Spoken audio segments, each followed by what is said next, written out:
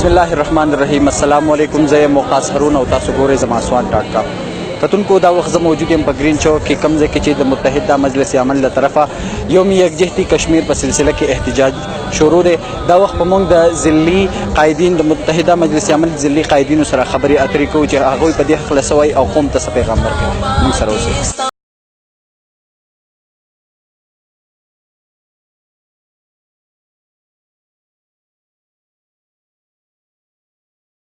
5 فروری د 1990 نه را پدې خوا د محترم قاضي حسین احمد سے په اپیل باندې په ټول ملک کې د کشمیر د مظلوم مسلمانانو سره د یکجهتۍ په تور باندې مناويږي.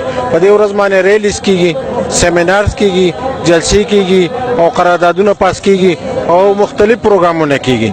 دې لپاره چې د کشمیر چې کوم مسلمانان د خپل ازادۍ جدوجہد کوي، د کشمیر مسلمانان چې د پاکستان سره د الحاق جدوجہد کوي، کشمیر مسلمانان چې د هندوستان د غاصب فوجونو نه د ازادۍ علم پورته کړی دی او یو تاریخ ساز جدوجہد یې وکړو. په لکونو تعداد کې شهیدان شو، زخمیان شو او د پاکستان د جنډو سره خخیږي، لیکن د پاکستان سره د الحاق او د ازادۍ د تحریک نه شاته کیږي نه.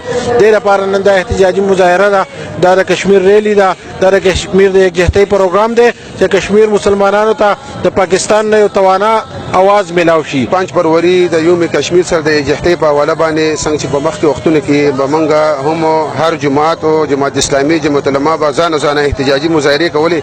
نن موږ ډېر زیات د الله شکرګزار او ډېر شکر ادا کوو چې د متحده مجلس عمل د پلیټ فارم د لاندې مذهبي جماعتونو یو شو او یو आवाज شو، یو قوت شو او هغه مذهبي جماعتونو مشران د په ټول کې پی کې خصوصا زه خبره ټول کې پی کې کوم په هر ضلع کې نن احتجاجي مظاهره او د متحده مجلس عمل د سرپرستۍ د لاندې شروع دي.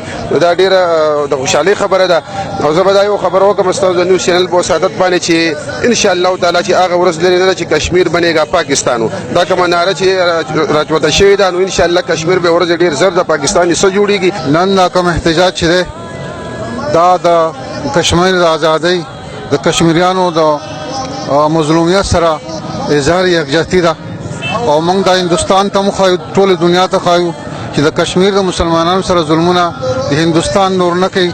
کم ظلمونه چې کړي دغه بدله ولوم ورکول غواړي کشمیریانو له دغه د حق ازادي ورکي چې کم اقوام متحده کې کوم قراردادونه پاس شوي دي. په دې حواله باندې چې کشمیریانو ته دغه حق خود ارادیت ورکول شي. آیا هغه خلک هندستان کې پاتې کېدل غواړي، پاکستان غواړي؟